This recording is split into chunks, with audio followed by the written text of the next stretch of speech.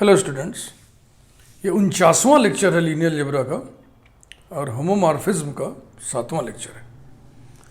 अब इसमें हम आपको कुछ एग्जाम्पल्स बताने जा रहे हैं ना, न्यूमेरिकल एग्जाम्पल्स जिनको कहते हैं। थ्योरम्स बहुत बता दिए, थ्योरम सब बता दिए, बहुत बता दिए, क्या सब बता दिए।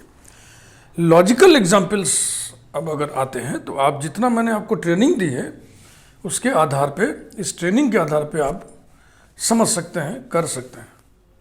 अगर आपने ईमानदारी से 48 वीडियो हमारा लीनियर अलजेब्रा का देखा है तो निश्चित रूप से आप कोई भी लॉजिकल प्रॉब्लम, ये तो न्यूमेरिकल प्रॉब्लम आपको समझाने जा रहे हैं और एक लॉजिकल प्रॉब्लम भी लास्ट में आपको हम बताएंगे, तो आप कर ले जाएंगे। अब देखो, जितने प्रॉब्लम से सबको मैं सॉल्व करूं, सबको मैं यूट्यूब के माध्यम से दूं, तो ठीक नहीं है ना। तो जैसे किताबों में मेडिजी लिखी जाती है वैसे यूट्यूब वीडियोज़ में मेडिजी टाइप का काम हो जाएगा। ऐसा नहीं होता है। टीचिंग का मतलब यही है कि आपको कोई टीचर टीच करे, ट्रेंड करे। हमारा काम देखो टीच करना भी है, प्रोफेस करना भी है, गाइड करना भी है, ट्रेंड करना भी है। कई भूमिकाओं में होता है टीचर।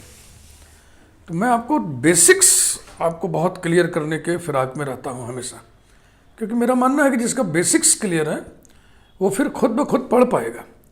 अब अगर आपको मान लीजिए हम बहुत सारा ट्रेनिंग दिया, मैंने बहुत सारे एग्जाम्पल सब करा दिए, उसके बाद एक एग्जाम्पल आया और आप नहीं कर पा रहे, इसका मतलब आपने सारे वीडियोस ढंग से नहीं देखा, ट्रेनिंग आपने ढंग से नहीं लिया, आप इधर उधर उछल कूद मचाने लगे। तो उछल कूद करके पढ़ने वाले ट्रेंड नहीं हो पाते हैं। कुछ यहाँ पढ़ा, कुछ वहाँ पढ़ा, कुछ इधर पढ़ा, कुछ उधर पढ़ा। ईमानदारी से अगर आप सारे वीडियोस देखें और सीक्वेंस में देखें, ऑर्डर में देखें, मुझे पूरा विश्वास है कि आप लीनियर अलजेब्रा होमोमॉर्फिज्म तक ट्रेंड हो चुके हैं, ट्रेंड हो जाएंगे निश्चित रूप से। आइए इस एग्जाम्पल को देखें, बेसिक एग्जाम्पल, छोटा एग्जाम्पल मैंने उठाया हुआ है to show that this mapping is a homomorphism, और इसका कर्नेल इतना है। तो होमोमॉर्फिज्म दिखाने के लिए आपको पता है लीनियरिटी को प्रिजर्व करना पड़ता है। स्टार्ट करिए। दो एलिमेंट चाहिए डोमेन का, कोई दो एलिमेंट, आर्बिट्रेरी एलिमेंट और आर्बिट्रेरी स्केलर चाहिए। यहाँ फील्ड की चर्चा नहीं की गई है, लेकिन आपको ये बेसिक नॉलेज होना चाहिए कि जो ये फील्ड होता है आर एन, ये जो आर एन होता है ना, ये set of all N tuples over R, ये लीनियर स्पेस बनाता है किस फील्ड पर? आर पर ही बनाता है, सी पर नहीं बनाता है, आर पर ही बनाता है और किसी फील्ड पर नहीं बनाता। इसीलिए नहीं लिखा जाता है, नहीं लिखेंगे, आपको मालूम होना चाहिए। तो स्टार्ट करिए। Let A and B be any two scalars, any two scalars, that is any two elements of the field R।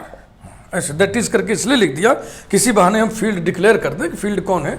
नहीं लिखा गया है, हिडन है, लेकिन डिक्लेयर तो है। देखो यहां पे चमक रहा है।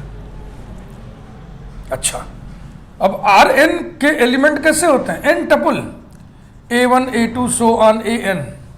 तो R3 के एलिमेंट कैसे होंगे? 3 टपल, और R2 के ऑर्डर्ड पेयर, 2 टपल नहीं बोलते उसको ऑर्डर्ड पेयर बोलते हैं। जिसको मैं टपल कह रहा हूं उसको कुछ लोग टुपल भी पढ़ते हैं, आपकी जो मर्जी हो पढ़िए। और ये सारे कोऑर्डिनेट्स कहाँ के एलिमेंट है? R के। ये so this is set of all N tuples over R। N tuples over R माने सारे कोऑर्डिनेट्स रियल नंबर हैं। तो चलिए डोमेन के कोई दो एलिमेंट कंसिडर किया जाए। लेट अल्फा इक्वल टू, है ना, 3 टपल लेना है, ordered pair, 3 tuple A1 comma A2 comma A3 and beta equal to 3 tuple B1 B2 B3 be any two elements of the domain R3, then सारे के सारे A's और सारे के सारे B's, ये सब के सब कहाँ के एलिमेंट होंगे? R के। नाउ अल्फा बीटा का लीनियर सम भी डोमेन में होगा। ये अगर आपको सब स्पेस दिखाना में ये क्राइटेरिया होता है ना, होमोमॉर्फिज्म का क्राइटेरिया क्या है? लीनियरिटी को प्रिजर्व करे, यानी एफ ऑफ हम बाद में निकालेंगे, पहले इसको कैलकुलेट कर लेते हैं। ए अल्फा प्लस बी बीटा, इसको आप कैलकुलेट कर लो, फिर इसकी इमेज निकालो। हर क्वेश्चन में आप ये करिएगा, सीधे एफ ऑफ ना लिख करके पहले इसको कैलकुलेट कर लो, फिर इमेज निकालो। तो जाएगा A 3 tuple A1 A2 A3 plus B beta माने 3 टपुल B1 B2 B3। अब टपुल्स का अलजेब्रा आप जानते हैं, स्केलर मल्टीप्लिकेशन करने का क्या मतलब है, हर कोऑर्डिनेट में मल्टीप्लाई कर दो। जोड़ने का क्या मतलब है, करस्पॉन्डिंग कोऑर्डिनेट्स जोड़ दो। तो ये हो जाएगा 3 tuple A1 comma A2 comma A3 plus 3 tuple B1 B2 B3 and it will be A1 plus B1 comma A2 plus B2 comma A3 plus B3। अब आप इसकी इमेज निकालिए, F of A alpha plus B beta equals to F of A1 plus B1 comma A2 plus B2 comma A3 plus B3। और जो definition दिया हुआ है, mapping का डेफिनेशन दिया हुआ है ना, एफ का डेफिनेशन क्या दिया हुआ है, F of x Y Z, F of x Y Z equal to ordered pair x Y, यही दिया हुआ है। ये क्वेश्चन ये था टू शो दैट, फिर से मैं लिख दे रहा हूं ताकि हमारे सामने रहे, आंखों के सामने रहे, to show that the mapping F from R3 to R2 such that f of x y z equal to xy for all x y z belonging to domain R3 is a homomorphism। यही था, और इसका colonel निकालना है। हाँ, फिर से लिख दे रहा, मुझे ध्यान नहीं क्या लिखा क्या नहीं लिखा। अब जरा देखो मोड ऑफ डेफिनेशन, इसी को कहते हैं डेफिनेशन का मोड, यानी किस तरह से कौन सा डोमेन का कौन सा एलिमेंट को डोमेन के किस एलिमेंट पर मैप हो रहा है। 3 tuple x Y z ordered pair x y पर मैप हो रहा है इस पेज पे। तो ये किस पर मैप होगा, पहले दूसरे से बने हुए ऑर्डर्ड पेयर पे। देखो यानी A1 plus B1 comma A2 plus B2 ऐसा इक्वल्स टू, इसको सम ऑफ टू ऑर्डर्ड पेयर्स में हम ब्रेक करना है। A1 comma A2 plus B1 कामा B2, पहला पहला लेके पहला बना लिया, दूसरा दूसरा लेके दूसरा बना लिया, क्योंकि हम जानते हैं कि दो ऑर्डर्ड पेयर को जोड़ते हैं, पहले में पहला जुड़ता है, दूसरे में दूसरा जुड़ता है। फिर स्केलर मल्टीप्लिकेशन के लिहाज से ये हो जाएगा A ordered pair A1 A2 plus B ordered pair B1 B2 it is equal to A। ये किसकी इमेज है, ये इमेज है F image of 3 tuple A1 A2 A3 plus this is B F image of 3 tuple B1 B2 B3 it is equal to A F of alpha plus B F of beta. ये देखो linearity preserve कर गई। तो for any A B for any alpha beta है ना, तो इसी को जनरलाइज करके लिख दो for all A B for all alpha beta, और तब कंक्लूड करो 10 ऐसे। F of A alpha plus B beta equals to A F of alpha plus B F of beta for all A comma B belonging to field R semicolon for all alpha beta belonging to domain R3। Hence F is a homomorphism.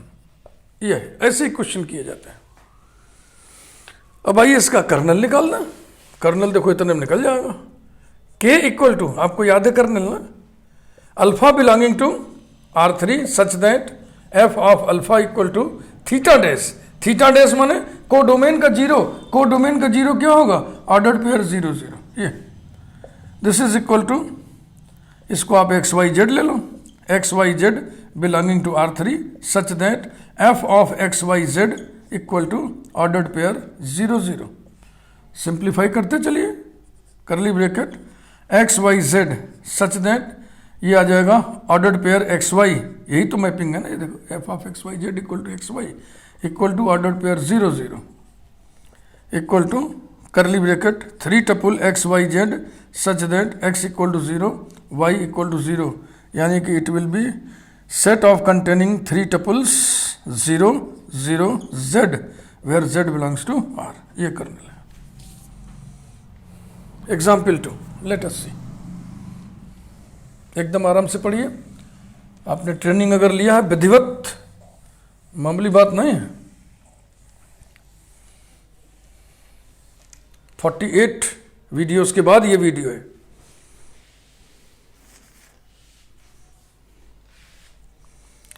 Homomorphism का ये 9th video है. Homomorphism का 8 video आप पढ़ चुके हैं. वो 8 video इकट्ठा देख के फिर आप सब ये करिएगा, आपके खूब समझ में आएगा. एग्जाम्पल 2, ये हमने छाट रखा है, ट्रेनिंग के पर्पज से छाट रखा है. अपना एक तौर तरीका है, दिमाग है, हाँ, उस हिसाब से हमने छाटा हुआ है कि इतना पढ़ लेने से बच्चे ट्रेंड हो जाएंगे. To show that the mapping, to show that the mapping F from R2 to R2 such that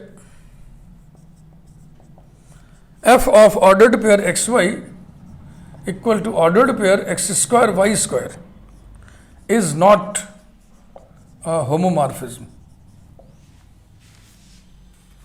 अब इस बात को समझ लीजिए. ऐसे भी निगेशन वाले एग्जाम्पल्स आपको मिलेंगे. इनको लॉजिकली जैसे हमने प्रूव किया ना कि लीनियरिटी प्रिजर्व करा के दिखाइए, वैसे नहीं करने का है. आप पहले मेरी बात को ध्यान से सुन लीजिए बस. मान लीजिए ये होमोमॉर्फिज्म है, तो क्या होगा? होमोमॉर्फिज्म होने के लिए क्या होगा? F of A alpha plus B beta equal to A F of alpha plus B F of beta for all A B belonging to field. Field कौन है? वही R2 R का फील्ड R होता है. Semicolon for all alpha beta belonging to domain R2. ऐसा होगा. सिर्फ इतना बराबर इतना नहीं होना है. किन्हीं स्केलर्स ए और बी, किन्हीं 2 elements alpha beta of the domain R2 के लिए ऐसा होना है. ऐसा होना है मतलब इसमें डोमेन के सारे एलिमेंट्स इन्वॉल्व हो सकते हैं अल्फा बीटा के नाम पे ना. अल्फा बीटा 2 लेना है, कोई भी 2 ले सकता है. तो अब इस बात को काटना है. तो फॉर ऑल का निगेशन क्या होता है? There exist. अब इसका निगेशन मैं लिख रहा हूं. ये तो है कि होमोमॉर्फिज्म होगा यदि ऐसा हो.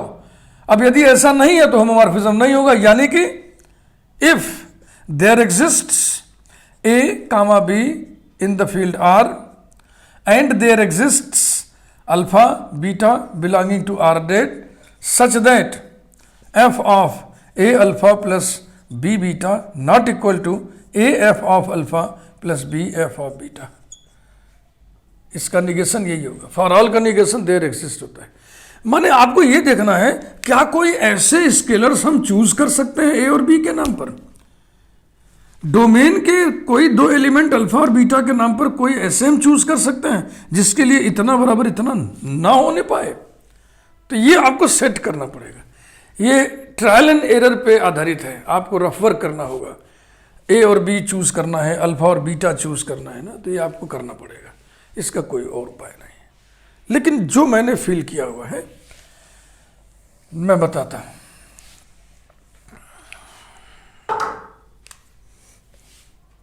लेट अस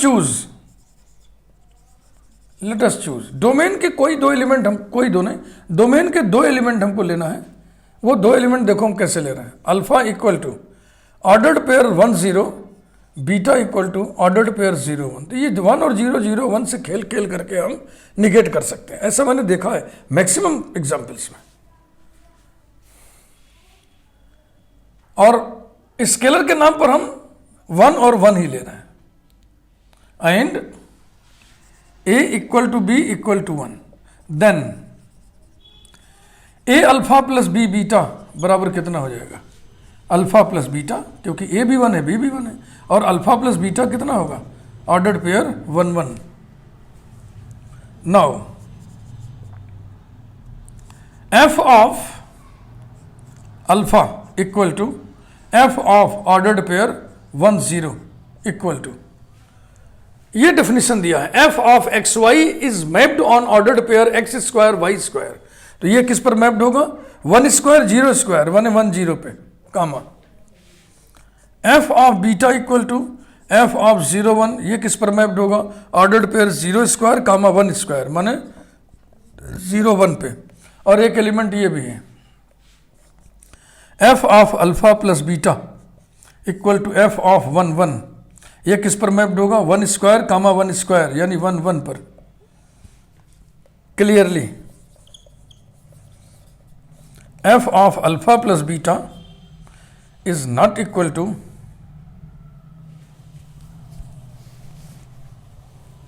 देखो फंस गया बात, F of alpha plus F of beta, इसको जोड़िएगा तो यही आएगा।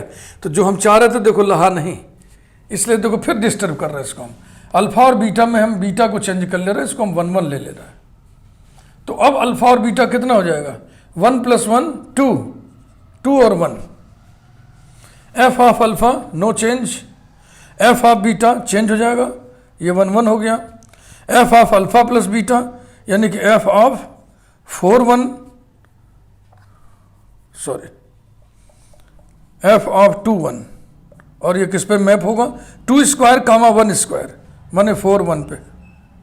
अब देखिए दिस प्लस दिस इतना नहीं आएगा, F of alpha plus beta not equal to F of alpha plus F of beta. Feel करना है आप, दिस प्लस दिस आएगा 2 कामा 1, जो इसके बराबर नहीं है। तो प्रायः जो है मैक्सिमम प्रॉब्लम में 1 0 0 1 लेने से हो जाता है। देखो इसमें नहीं हो रहा था तो ऐसे चेंज कर देना है, फिर फंसे तो फिर इसमें कुछ चेंज कर दो या इसमें कुछ चेंज कर दो, यानी कुल मिला के आपको चूज करना है, ऐसे एलिमेंट चूज करना है जिसके लिए निगेशन आपके सामने आ जाए। And so F is not a homomorphism, F is not a homomorphism. ऐसे करता है, समझ लिए ना, ये आपको चूज करना ही पड़ेगा और कोई चारा नहीं है। मैंने आपको बता दिया कि अगर एफर्मेशन है तो फॉर ऑल होगा, निगेशन में देयर एग्जिस्ट होगा। देयर एग्जिस्ट माने आपको एग्जिस्ट करा कर दिखाना है। ए के नाम पर कोई स्केलर, बी के नाम पर कोई स्केलर, अल्फा बीटा के नाम पर डोमेन के कोई एलिमेंट, जिनके लिए ये बात कट जाए। एग्जाम्पल 3 देखिए, हाँ हर नमूने के सवाल है, हर टाइप के एग्जाम्पल मैं आपको बता दे रहा हूँ ताकि ट्रेनिंग मुकम्मल रहे। और बकिया बेटा प्रॉब्लम्स के प्रकारों की कमी नहीं है, बहुत है। Example 3, to show that F from CR to CR such that f of z equal to z bar for all z belonging to C, C माने set of all complex numbers, ये वेक्टर स्पेस है, linear space, vector space जो भी कह लें, is an isomorphism, is an isomorphism।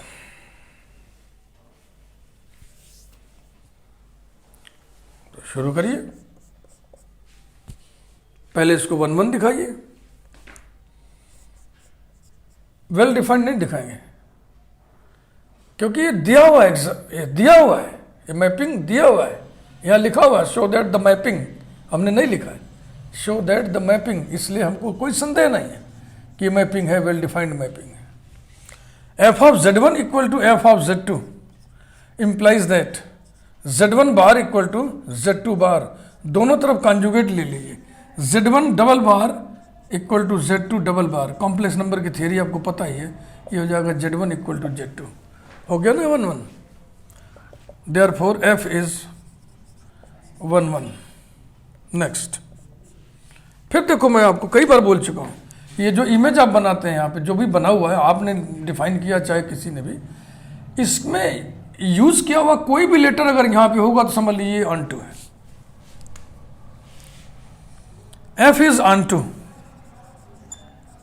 because to each z bar belonging to C there exists z belonging to C such that z की image z bar है, f of z equal to z bar. अब homomorphism है ऐसा दिखाइए, F is homomorphism because F of A1 Z1 plus A2 Z2 equal to A1 Z1 plus A2 Z2 whole bar. Field कौन है? R, इसलिए जो A1 A2 लिए हैं वो R के एलिमेंट से माने रियल हैं और Z1 Z2 कॉम्प्लेक्स नंबर्स हैं।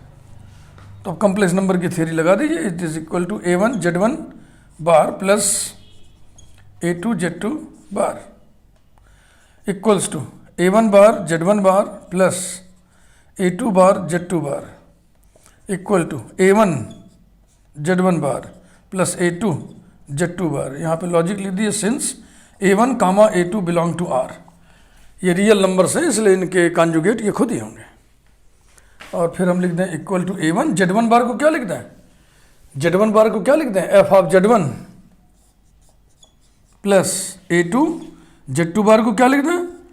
F of Z2 and it is true for all A1 comma A2 belonging to R semicolon Z1 comma Z2 belonging to domain C। ये हो गया आइसोमॉर्फिज्म। हम इसका कर्नल भी निकालना चाह रहे हैं और जरा कर्नल भी निकाल के देख ले।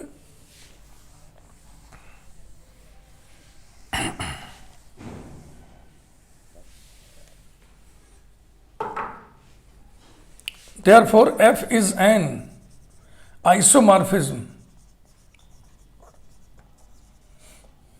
अलग से kernel K equal to curly bracket Z belonging to capital C such that F of Z equal to, देखो डोमेन को डोमेन एक ही है तो उसका थीटा डैश में zero complex number, zero plus i zero, यानी क्या लिखे इसको हम लिख दें थीटा डैश फिलहाल, या थीटा डैश तो होगा, थीटा ही होगा क्योंकि इधर डोमेन सी आर है, को डोमेन सी आर है। वेयर थीटा के बारे में सूचना दे दीजिए, where theta is zero of C, additive identity of सी।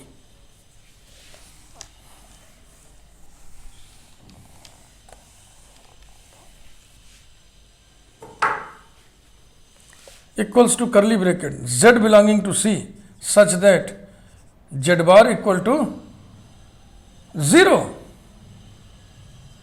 अब आप बताइए अगर Z बार जीरो है तो Z जीरो होगा कि नहीं? ऐसा कौन सा नॉन जीरो कॉम्प्लेक्स नंबर है जिसका कंजुगेट जीरो हो जाए? देखो मान लो कि Z बराबर A प्लस आई बी, तो Z बार बराबर कितना होगा? A minus i B. अगर Z बार जीरो है तो इसका मतलब इसका रियल पार्ट इमेजिनरी पार्ट दोनों जीरो होगा। A भी जीरो, B भी जीरो, A भी जीरो, B भी जीरो, तो Z भी तो जीरो हो गया। यानी कि इसमें सिर्फ एक एलिमेंट आएगा, सिंगलेटन जीरो। एक स्टार बना के यहां पे एक बात लिखना चाहते हैं, एक थ्योरम पढ़ा था हमने, उसकी याद दिलाना चाहते हैं। We know that homomorphism F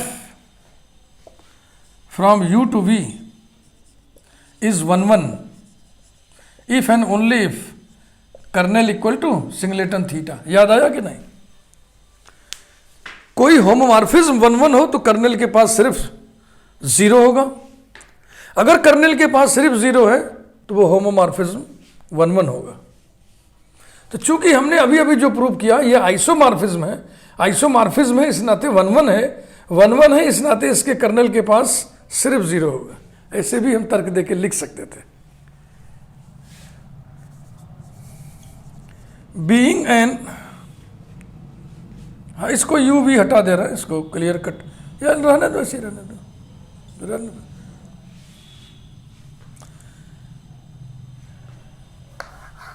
since F अभी जो पढ़ा हमने, ये क्या था? C R to C R is an isomorphism, ब्रैकेट में आप लिख दें या ऐसे लिख दें, that is a homomorphism which is 1 and ऑन2, विच इज 1 इसको अंडरलाइन कर दे क्योंकि इसी से हमको सरोकार रखना है, विच इज 1 एंड ऑन2। Therefore kernel has only zero vector K equal to singleton theta ना लिखे, थीटा को 0 लिखिए, 0 कॉम्प्लेक्स नंबर, 0 प्लस आयोटा 0, ये था।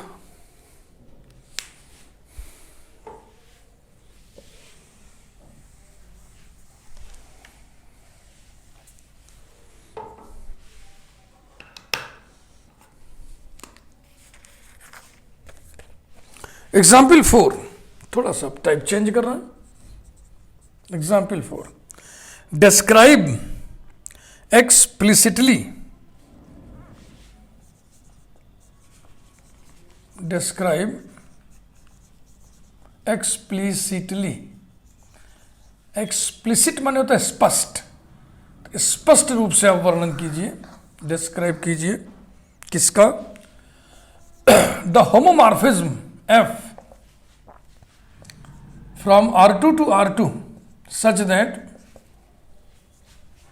F of ordered pair 2 3 equal to ordered pair 4 5, F of ordered pair 1 0 equal to ordered pair 0 0.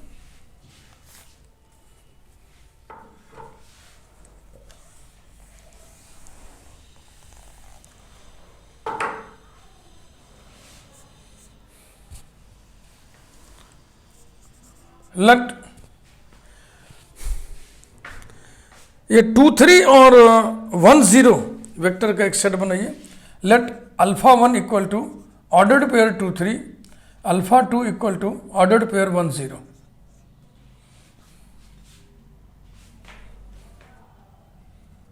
B such that, इसको ऐसे लिख ले रहे, S equal to curly bracket alpha 1 and alpha 2, बस।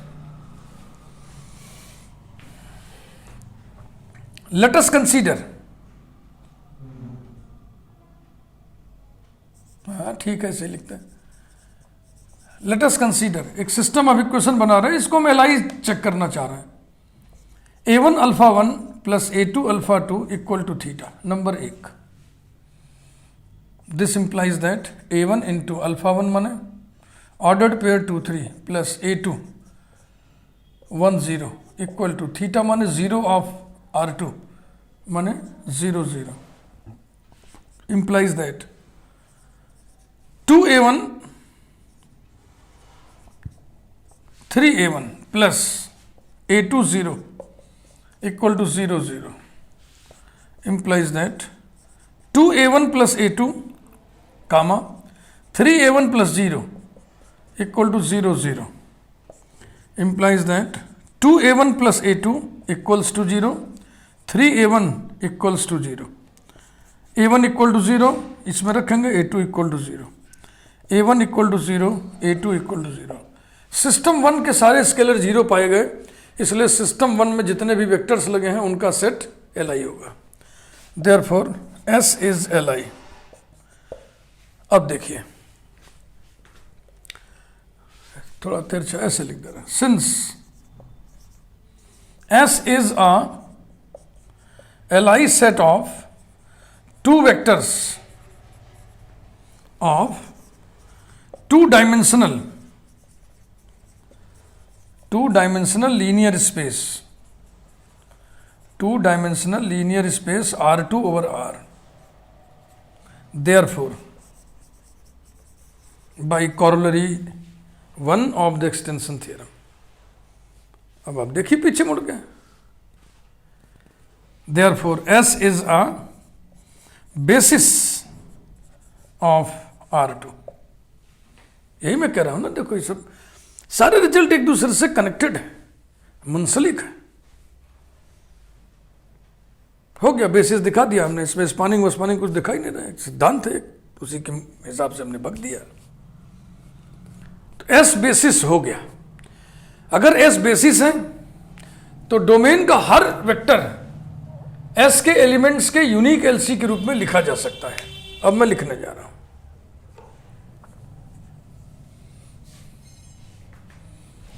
हाँ इसी को मिटा रहा है, ये वाला,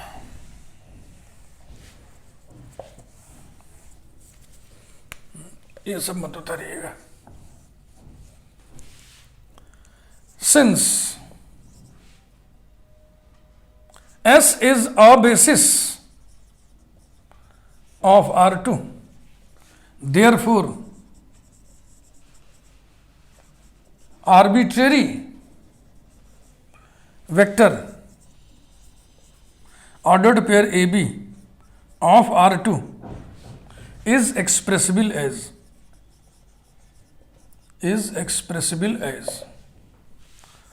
ordered pair AB is equal to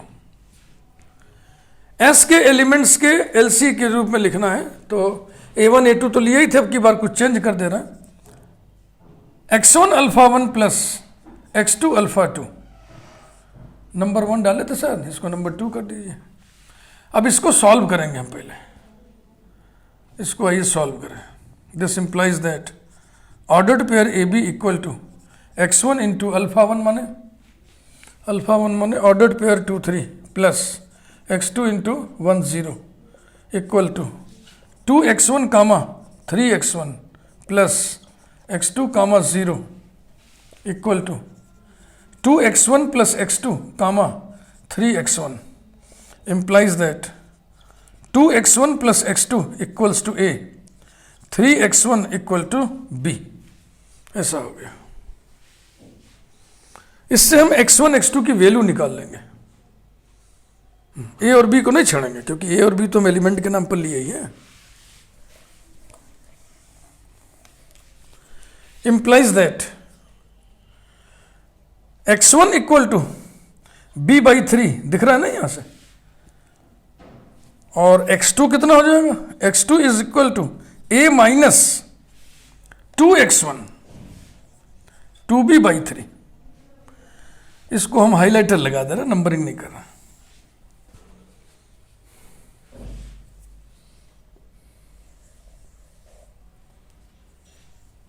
देखो इतने में लिख दें। Now from to f image ले लो,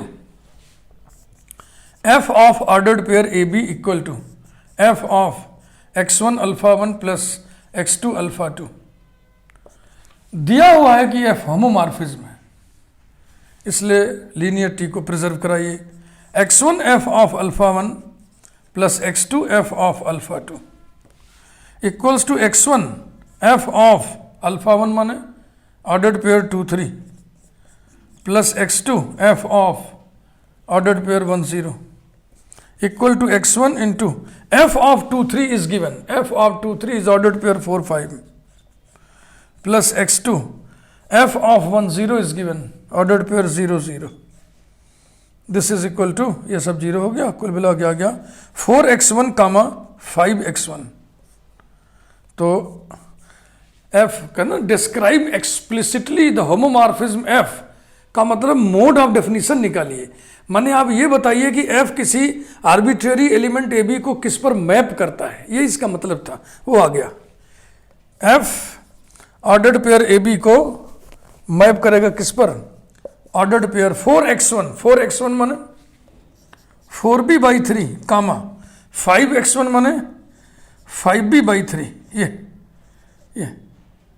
फॉर ऑल इंप्लाइज ना लिख के यहाँ देयर फोर करके लिख दीजिए, क्योंकि हम जनरलाइज भी कर रहे हैं। For all ordered pair A B belonging to R2, यही लाना था आपको, यही बताना था कि डोमेन के आर्बिट्रेरी एलिमेंट ए बी को f किस पर मैप करेगा, यानी what will be the mode of definition of the homomorphism f।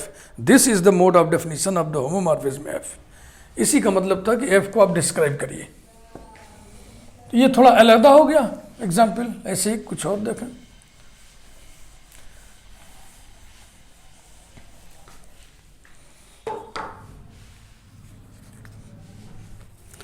Example 5.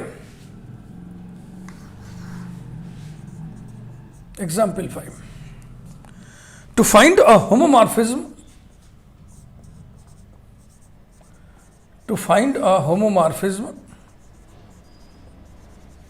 f from R3 to R4। देखो इस जो भी R वाले इसमें ब्रैकेट में R यानी फील्ड डिक्लेयर नहीं किया जाता, क्योंकि अंडरस्टूड है कि ये जो Rn है ना, ये R फील्ड पर ही लीनियर स्पेस बनाता है। whose range is spanned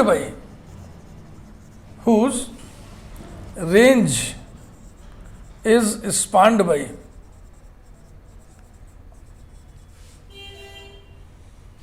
the vectors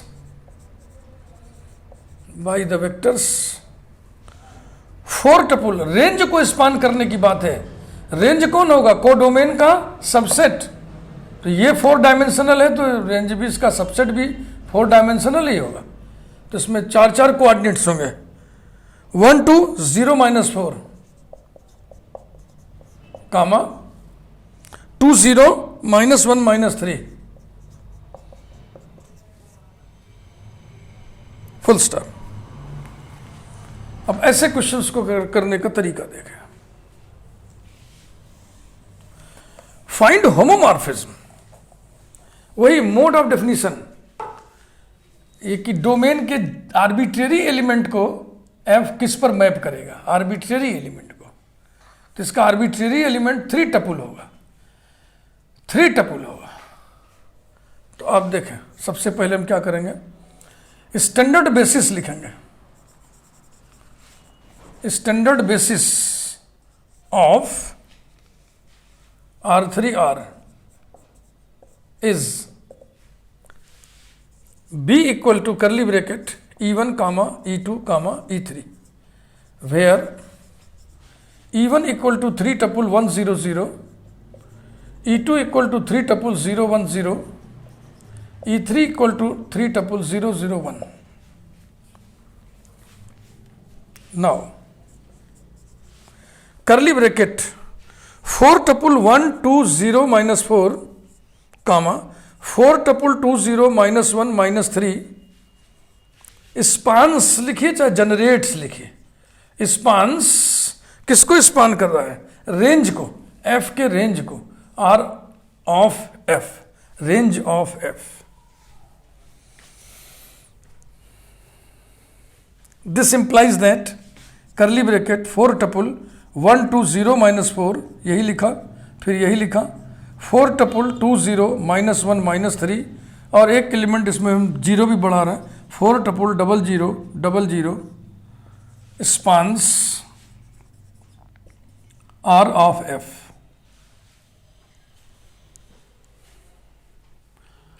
तीन की व्यवस्था हमने इसलिए की क्योंकि E1 E2 E3 से हमको इसको कनेक्ट करना है। प्रश्न ये उठता है कि क्या 0 0 0 ऐड कर देना विधिसम्मत है? According to law, according to rule, according to principle है? तो ये आप समझ सकते हैं ऐसे, अलग से समझिए इसको। मान लीजिए एक सेट है, उस हम छोटे छोटे लेकर बता रहे हैं आपको। ऑर्डर्ड पेयर A1 B1 कामा ऑर्डर्ड पेयर A2 B2 स्पान्स, मान लो कोई रेंज है, किसी होमोमॉर्फिज्म का रेंज है। तो इसका मतलब क्या हुआ जानते हैं? इसका मतलब हुआ R of F is equal to, अगर ये सेट S है तो इसको हम लिख देंगे L ऑफ S। और इसका मतलब क्या हुआ? इस वेक्टर में स्केलर से मल्टीप्लाई करके जोड़ दिए, माने इनका लीनियर कॉम्बिनेशन बना दीजिए। तो जाएगा A इंटू, अरे हम अल्फा बीटा लेके समझा दें और सरलता से, अल्फा बीटा ले लो। तो हो जाएगा A alpha plus B beta such that scalar A and B belongs to field, field जो भी होगा। फिर आप कह रहे हो कि S dash equal to curly bracket alpha comma beta comma theta spans the same set. अगर ये इसको स्पान करता है तो इसका मतलब क्या हुआ? R of F equal to L of S dash, और इसका मतलब क्या हुआ? This is A alpha plus B beta plus C theta such that A B C belonging to field. अब इस सम में इसका क्या योगदान है सोच लो, है कोई योगदान? नहीं ना। तो कुल मिला के फिर तो वही आ जाएगा, A alpha plus B beta, इसकी वैल्यू कितनी होगी? थीटा, थीटा ऐड करेंगे फिर इतना ही such that A comma B belonging to F। यही बात थी। अगर अल्फा बीटा का सेट इसको जनरेट कर दे रहा है तो अल्फा बीटा थीटा एक ऐड कर दिया, वो सेट भी इसको जनरेट करेगा। यही चीज यहां पे लिखी गई है।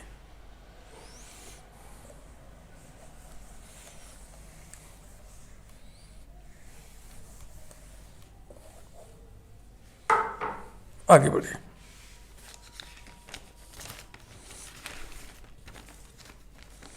Late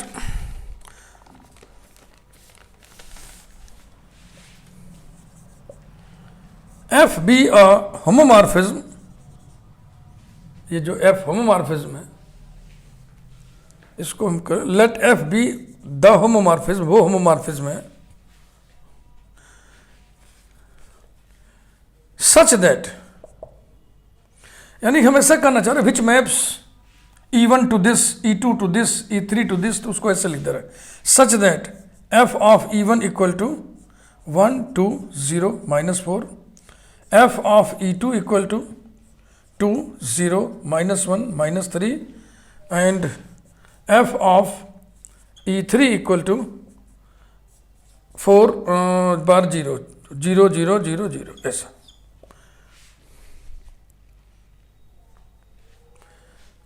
Let 3 tuple ABC be any element, माने arbitrary element of the domain R3, then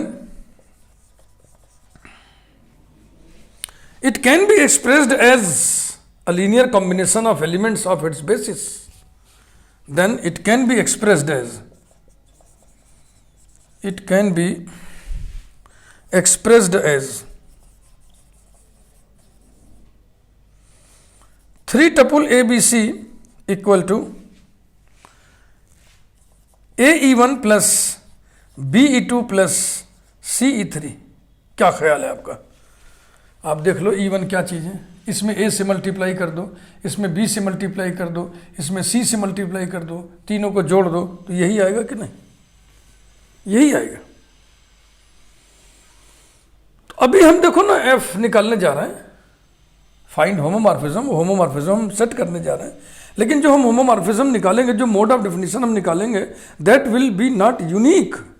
और भी तरीके से आप निकाल सकते हो। कैसे? जैसे आपने कहा कि F of E1 equal to this, आप कह दीजिए F of E1 equal to this, F of E2 equal to this, F of E3 equal to this. यानी कि इन तीन को इन तीन पर मैप करना है तो कई प्रकार से मैप कर सकते हो ना आप, कई प्रकार से मैप कर सकते हो। तो हमने एक प्रकार किया कि E1 को इस पे, E2 को दूसरके पे, E3 को तीसरके पे मैप कर दिया। चलो अब F इमेज निकालो।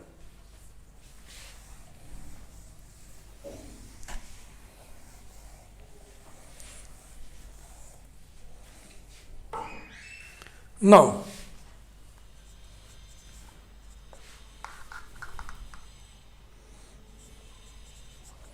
f of 3 tuple ABC equal to f of AE1 plus BE2 plus CE3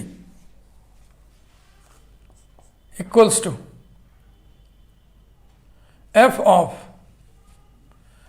linearity लगा दो, होमोमॉर्फिज्म तो दिया ही हुआ है, A f of E1 plus B f of E2 plus C f of E3। Logic लिख दीजिए, since f is homomorphism equal to A f of E1 क्या लिए थे, ये this is f of E1, तो लिखिए 4 tuple 1 2 0 -4 plus B f of E2 क्या लिए थे 4 tuple 2 0 -1 -3 plus C 4 tuple 0 0 0 0। ठीक ना? तो ये बराबर कितना हो जाएगा, A plus 2B comma 2A comma -B comma -4A -3B। Answer मिला लें, A plus 2B 2A -B -4A, यही हो गया, यही हो गया। यही निकालना था कि डोमेन के आर्बिट्रेरी एलिमेंट को F किस पर मैप कर देगा। तो ये यूनिक नहीं है, ये यूनिक नहीं है, और भी तरीके से आप निकाल सकते थे। इसको यहाँ नीचे हम लिख दे रहे हैं, this F is not unique, this F is not unique. We can find another homomorphism also, we can find another homomorphism also. ठीक, ये रहा। तो ये 5 एग्जाम्पल्स मैंने आपके सामने रखे और वो सब के सब अलग अलग प्रकार के थे। 5 प्रकार के 5 एग्जाम्पल्स हमने आपको बताए। ट्रेनिंग इसी को कहते हैं ना। अब ये थोड़ी कि एक ही टाइप के हम 5 एग्जाम्पल बताएं, ये कोई मेडिजी थोड़ी तैयार कर रहे हैं। तो अगर हमने आपको ट्रेंड किया, 5 प्रकार के एग्जाम्पल्स बताया, अब इतनी ट्रेनिंग होने के बाद आप कुछ भी कर सकते हैं अगर सही सही ईमानदारी से अपने आप को आपने ट्रेंड होने दिया तो। लाइक करिए वीडियो को, आगे बढ़िए, नेक्स्ट वीडियो में फिर मिलेंगे।